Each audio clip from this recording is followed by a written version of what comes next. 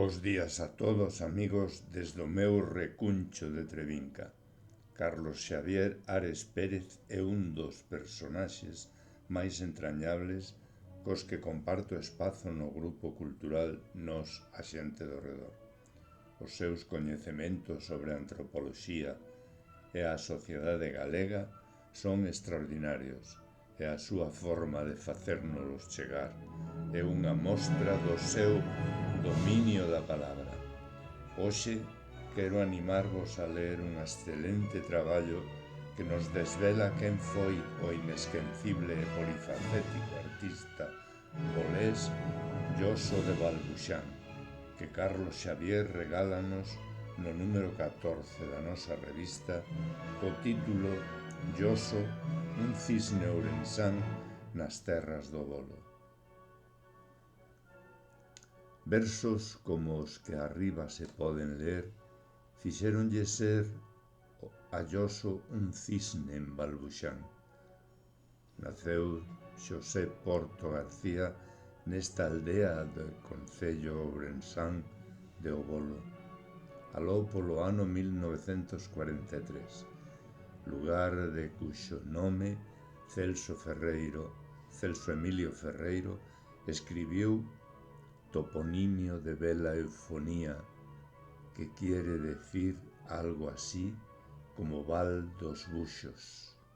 O historiador valdeorrés Antonio Castro Voces o definiu como o pobo alegre verde e luminoso, un pobo encantador. E foi dende aquí, dende onde emprendeu o seu primeiro voo cara Monforte, para a idade de 9 anos estudar no colexio da Compañía de Monfort. Continuou o seu período formativo por centros sacros ata que aos 19 anos pensou que era o intre de deixar a teoloxía, darlle un xiro á súa vida.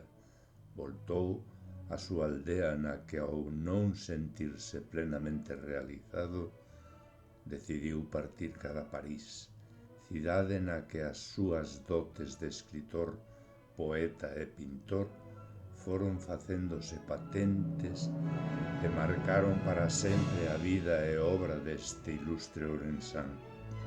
A forte amistade que forxou co Marqués de Lozoya e con Celso Emilio Ferreiro facilitoulle poder facer exposicións nas que amosar ao mundo as súas acuarelas, óleos, debuxos e demais manifestacións artísticas que conforman o seu legado.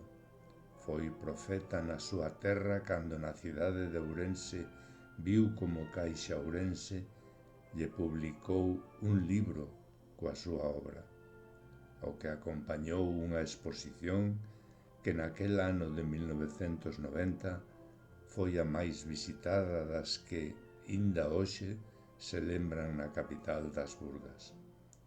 Foi un artista que en certa medida verbalizaba todo o que tiña dentro a través dos seus cadros, sentimentos e imaxes que se revelaban ante tanta incomprensión, miseria, indiferencia e un mundo de adversidades que marcaron o seu carácter e, sen dúbida, fixeron ser máis forte e comprometido coa vida, coas cores, coa pureza e con tantos calificativos que o levaron a acariñar a perfección. Gracias, Carlos Xavier.